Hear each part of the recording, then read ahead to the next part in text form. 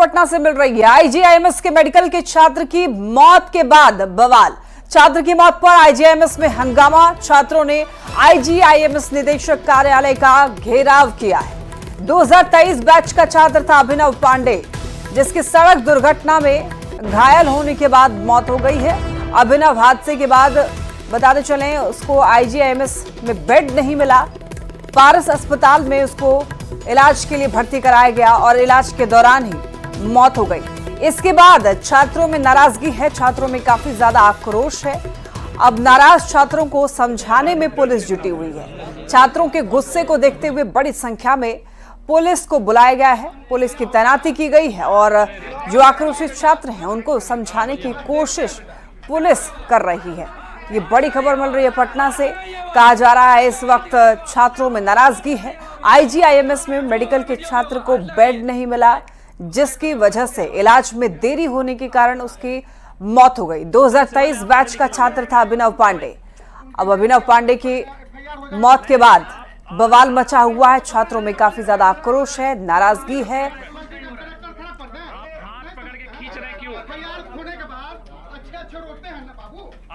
जानकारी के लिए आपको ये बता दें कि आईजीआईएमएस में जब बेड नहीं मिला अभिनव को, उसके बाद उसे पारस अस्पताल में भर्ती कराया गया और वहां पर इलाज के दौरान अभिनव की मौत हो जाती है। इसके बाद ही बाकी छात्रों में काफी ज्यादा नाराजगी है। छात्र गुस्से में है, भड़के हुए हैं और नाराजगी जाहिर कर रहा है। ऐसे में पुलिस प्रशासन को तैनात किया गया है। स्थिति काफी संवेदनशील है और सिचुएशन को देखते हुए यहाँ पर पुलिस प्रशासन को तैनात किया गया है। समझाने में पुलिस जुटी हुई है कि छात्र समझें और अपने गुस्से को शांत करें।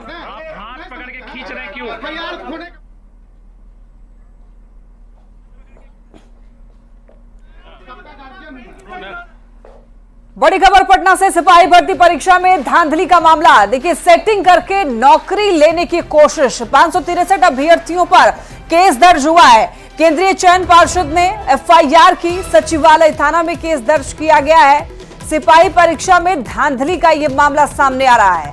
तो बता दें आपको, सेटिंग करके नौकरी लेने की कोशिश की गई। 563 अभ्यर्थियों पर केस दर्ज हुआ है। केंद्रीय चयन पर्षद ने एफआईआर की। इस मामले में सचिवालय थाना में केस दर्ज किया गया है। तो देखिए, सेटिंग से यानी कि जुगाड़ से कुछ अभ्यर्थियों ने नौकरी लेने की कोशिश की। सेटिंग के जरिए, नेटवर्किंग के जरिए, यानी कि घूस दे करके यहां पर नौकरी लेने की कुछ लोगों ने कोशिश की है। यह मामला दर्ज किया गया है। राइजिंग भारत समिट में बिहार चुनाव को लेकर अमित शाह ने एक बड़ा बयान दिया है। अमित शाह ने यह कहा है कि बिहार में एनडीए बहुमत से इस बार चुनाव जीतेगा। नीतीश कुमार के नेतृत्व में चुनाव लड़ने की बात भी अमित शाह ने कही है और शाह ने यह भी कहा है कि चुनाव में विपक्ष का सूपड़ा साफ हो जाएगा। राइजिंग भारत समिट 2025 में गृह मंत्री अमित शाह ने अपनी उपस्थिति दर्ज कराई और ऐसे में अमित शाह ने कई सारे सवालों का डट करके जवाब दिया है। अमित शाह ने कहा कि इस बार का भी बिहार विधानसभा चुनाव नीतीश कुमार के नेतृत्व में ही लड़ा जाएगा। सबसे पास चुनाव है वो है बिहार का चुनाव। तो क्या बिहार में क्या लगता है आपको, क्या एनडीए अब तक के सबसे बड़े बहुमत के साथ बिहार में सरकार बनाएगा, इसमें कोई दो राय नहीं। और जो सीट शेयरिंग होगी वो क्या जैसे पिछली बार थी उसी प्रोपोर्शन में रहेगी? प्रदेश में हमारी पार्टी और हमारे साथी दल बैठ कर तय। पर क्या नीतीश जी के चेहरा होंगे चुनाव का? बाकी मुख्यमंत्री तो नीतीश जी मुख्यमंत्री है ही, सवाल ही कहाँ है कोई। तो वही मुख्यमंत्री बनेंगे अगर आप जीतेंगे? अरे भाई, अभी नीतीश जी के नेतृत्व में ही हम चुनाव लड़ रहे। हम तो सोचते ही हम बढ़ोतरी करेंगे और करेंगे। अभी भी मैं कहता हूं, हम तमिलनाडु जीतेंगे, बिहार भी जीतेंगे और इनका सुपड़ा साफ हो जाएगा। न्यूज 18 के राइजिंग भारत समिट में जेडीयू के राष्ट्रीय कार्यकारी अध्यक्ष संजय झा भी शामिल हुए और वहां पर उन्होंने बड़ा बयान दिया है। संजय झा ने कहा कि नीतीश जी अगले 5 साल सीएम रहने वाले हैं। नीतीश कुमार के नेतृत्व में ही चुनाव होगा और संजय झा ने विपक्ष पर भी निशाना साधते हुए कहा कि बिहार में पहले अपहरण उद्योग चलता था। लालू राज में लोग डर के मारे खुद के लिए भी अच्छा घर नहीं बनाते थे। अलायंस को लेकर के नीतीश कुमार जी देश भर में घूम रहे थे, वो अलायंस बने, उसको इनिशिएट कर रहे थे, तो उसमें लग गया उनको भी एक स्टेज के बाद कि इस अलायंस का कुछ होना नहीं है, इसमें कोई ऐसा नहीं है जो कोई विजन लेके कुछ चल रहा है देश के लिए। आपसी कंफ्यूजन भी बहुत सारा था, तो उसके बाद कॉल लिया गया कि नहीं, हम लोग जो पुराना हम लोगों का अलायंस रहा है, जो हमारे स्टेट के लिए भी अच्छा है, और जो केंद्र में भी लोग हैं बीजेपी की तरफ से, उन लोगों का भी था कि नहीं साथ आ जाना चाहिए, तो वो फिर हो गया जनवरी 2024 में। क्योंकि हम लोग बिहार में भी देख रहे हैं, आपको पता है कि बिहार में ही अकेला प्रदेश है जहां जातीय गणना हुई है। बिल्कुल, आज लोग प्रवचन दे रहे हैं, लेकिन वो कभी करा नहीं पाए जहां उनको मौका मिला। अकेला स्टेट है जहां, पर राहुल गांधी तो उस जातीय जनगणना को आजकल मान ही नहीं रहे। हाँ, उनको कुछ पता ही नहीं है, वो क्यों मानेंगे? उनको क्या जानकारी है जातीय गणना के बारे में? उनको अपने कास्ट के बारे में नहीं मालूम है। अब कह रहे राहुल गांधी को अपनी कास्ट के बारे में क्या मालूम है उनको? तो उनको क्या आइडिया है सब चीज का? वो गांधी हैं, गांधी तो सबसे ऊपर है, उनको क्या जातीय गणना के बारे में वो आइडिया? तो खुद अपने आप को ब्राह्मण बिहार कहते हैं। में साइंटिफिक दत्तात्रेय ब्राह्मण, हाँ, कह सकते हैं। अब वो क्या बोलते हैं पब्लिक को समझ में नहीं आती है, जनता को समझ में नहीं आती उनकी बात। लेकिन जातीय गणना बिहार अकेला प्रदेश है जो कराया। ये तो सरकार में थे, तो क्यों नहीं उस समय बोले कि ये सही नहीं है? हम लोग के साथ थे ना जी। वक्फ कानून पर अमित शाह ने एक बड़ा बयान दिया है। गिने चुने नेता वक्फ कानून का विरोध कर रहे हैं, ऐसा अमित शाह का कहना है। मुस्लिम महिलाओं को हिस्सा मिलना चाहिए, गरीब पसमानदा मुस्लिमों को प्रतिनिधित्व मिलना चाहिए। बिल मुस्लिम समुदाय के हित में। गृह मंत्री अमित शाह ने राइजिंग भारत समिट में ये बड़े बयान दिए हैं कि केवल कुछ नेता ही ऐसे हैं जो कि इस बिल का विरोध कर रहे हैं। संसद में राहुल वक्फ पर बोलने के लिए नहीं आए, पूरा टाइम राहुल बोल सकते थे, यानी कि राहुल गांधी को लेकर के उन्होंने टिप्पणी की है। ऐसा नहीं चाहता है, उनके साथ अन्याय है। कुछ गिने चुने नेता चाहते हैं। मैं आपको दो चार सरल सवाल पूछता हूं जी। अभी का जो वक्फ का कानून है, इसके अंदर महिलाओं के लिए कोई कंपलसरी प्रावधान है क्या? आना चाहिए या नहीं आना चाहिए? पसमंदाओं का है, जो गरीब है, एक प्रकार से ओबीसी है, उनको वक्फ में प्रतिनिधित्व मिलना चाहिए या नहीं मिलना चाहिए? क्यों नहीं मिलना चाहिए भाई? और कांग्रेस पार्टी तो माइनॉरिटी की बात करती है, तो माइनॉरिटी विद इन माइनॉरिटी को हम रखते हैं तो विरोध करते हैं। ये जो बिल आया है, वो बिल मुस्लिम समाज के हरेक अंग का प्रतिनिधित्व करने वाला बिल है। पूर्व केंद्रीय मंत्री और मोतिहारी से बीजेपी सांसद राधा मोहन सिंह ने वक्फ संशोधन कानून को नए युग की शुरुआत बताया है। मोतिहारी में बीजेपी के सक्रिय सदस्यता अभियान में राधा मोहन सिंह ने यह कहा कि पार्टी के कार्यकर्ता अपने अपने इलाके में जाकर के मुसलमान भाइयों को इस कानून के बारे में बताएंगे और ये बताएंगे कि कैसे पहले वक्फ बोर्ड के नाम पर मुस्लिम समाज के गरीबों का हक मारा जा रहा था। हम सभी के अभिभावक नए युग की शुरुआत है। वक्फ बोर्ड का कानून है, हमने बदला है। क्या है वक्फ बोर्ड?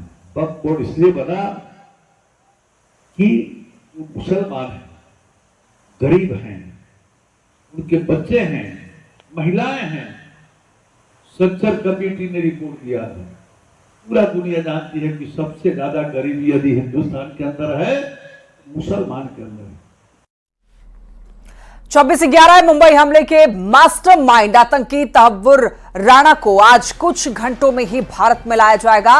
और देखिए, तहव्वुर राणा का विशेष विमान से तहव्वुर राणा को भारत लाया जा रहा है। दोपहर तक उसे भारत लाया जाएगा। जांच एजेंसी एनआईए और खुफिया एजेंसी की एक ज्वाइंट टीम तहव्वुर राणा को लेकर के स्पेशल फ्लाइट से रवाना हो चुकी है। तहव्वुर ने भारत आने से बचने के लिए अमेरिकी सुप्रीम कोर्ट में याचिका दायर की थी, जिसे खारिज कर दिया गया था। तहव्वुर राणा को 2009 में एफबीआई ने गिरफ्तार किया था, लेकिन राणा को अमेरिका में लश्कर-ए-तैयबा का समर्थन करने के लिए दोषी ठहराया गया था और अब तक वो लॉस एंजलिस के एक डिटेंशन सेंटर में बंद था।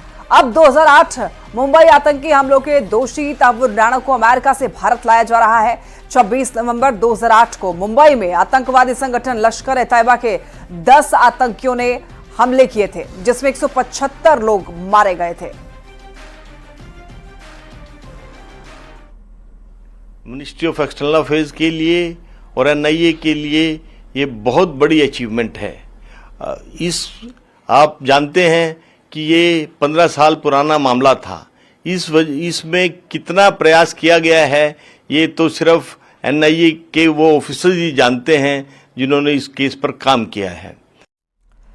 तहव्वुर राणा को भारत लाए जाने की कवायद के बीच गृह मंत्रालय में गृह मंत्री अमित शाह, विदेश मंत्री एस जयशंकर और राष्ट्रीय सुरक्षा सलाहकार अजीत डोभाल ने मीटिंग की थी।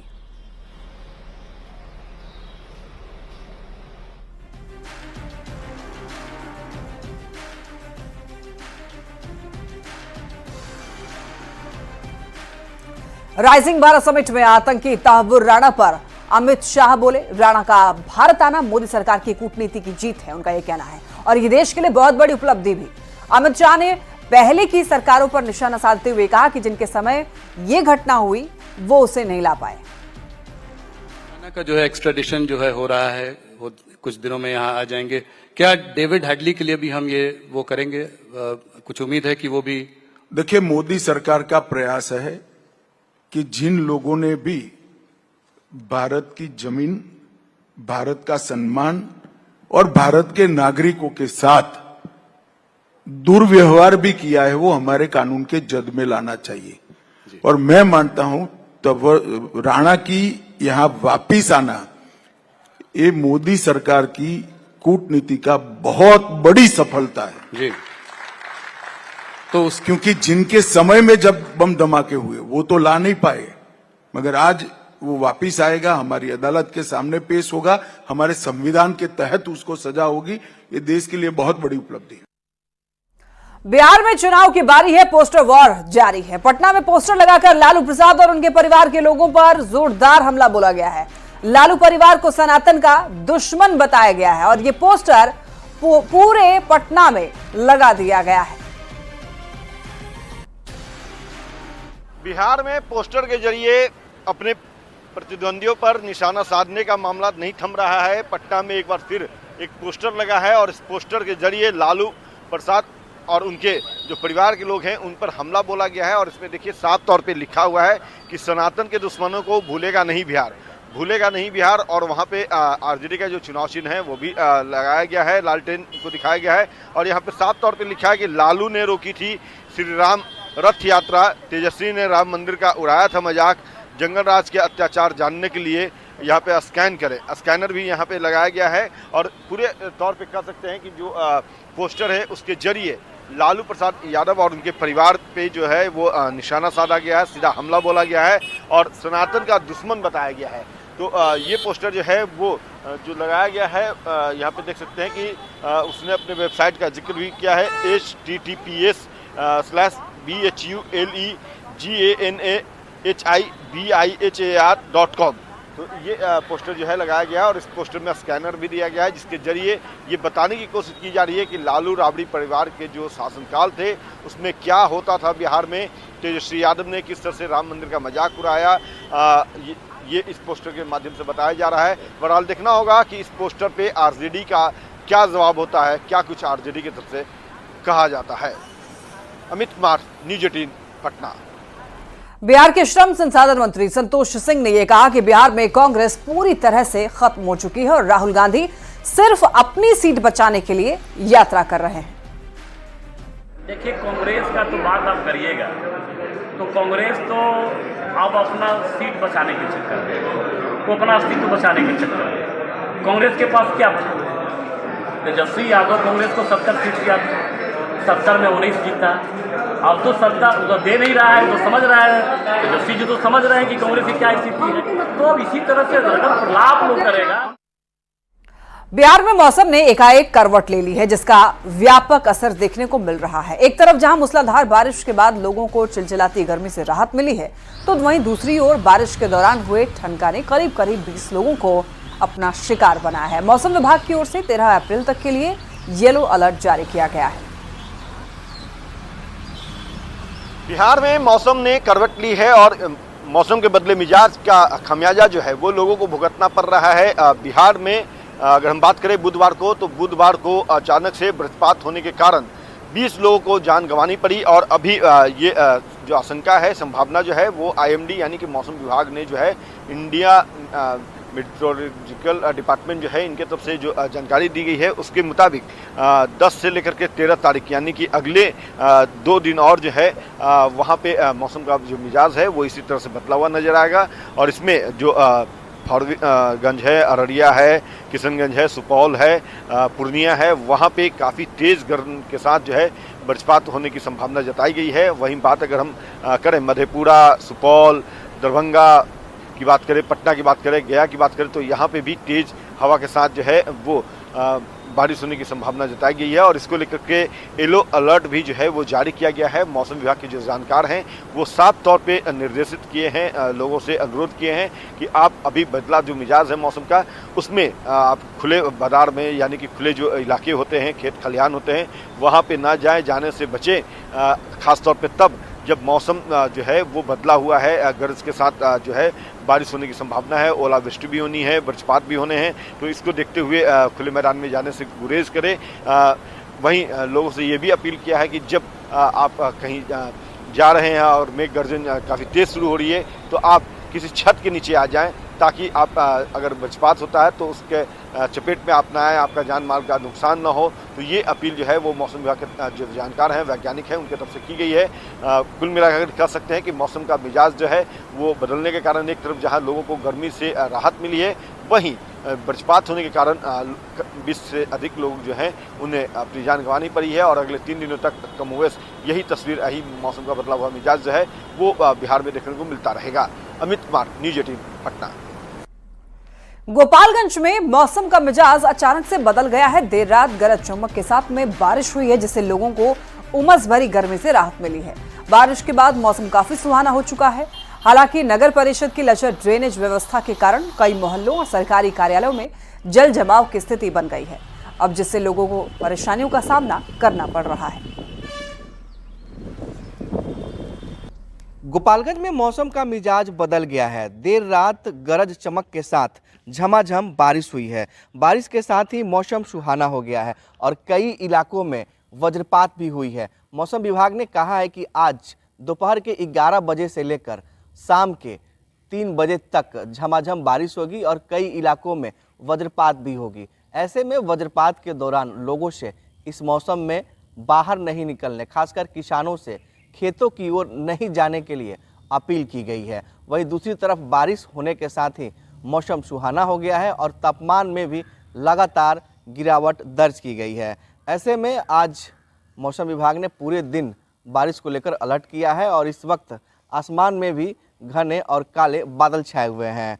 लेकिन जिस तरह से मौसम बना हुआ है उसमें वज्रपात को लेकर भी अलर्ट जारी किया गया है और कहा गया है कि बारिश के साथ साथ वज्रपात भी होगी। ऐसे में लोगों से इस मौसम में सावधानी बरतने की अपील की जा रही है। खासकर किसानों से अपील की जा रही है जो बारिश के दौरान खेतों की ओर जाते हैं। गोविंद कुमार, न्यूज 18 गोपालगंज। जमुई से एक हैरान करने वाली खबर सामने आई है, जहां पर एक महिला को इलाज के लिए निजी नर्सिंग होम में भर्ती कराया गया है। इस दौरान उसकी मौत हो गई। अब इस पर परिजनों ने नर्सिंग होम पर लापरवाही का आरोप लगाया है, जिससे गुस्से में आकर के नर्सिंग होम के कर्मचारियों ने परिजनों की पिटाई कर दी है। इस घटना में पीड़ित परिवार के कई लोग घायल हो गए हैं, जिनका सदर अस्पताल में इलाज चल रहा है। वहीं घटना की सूचना मिलते ही पहुंची पुलिस की टीम ने नर्सिंग होम के 2 कर्मियों को गिरफ्तार कर लिया है।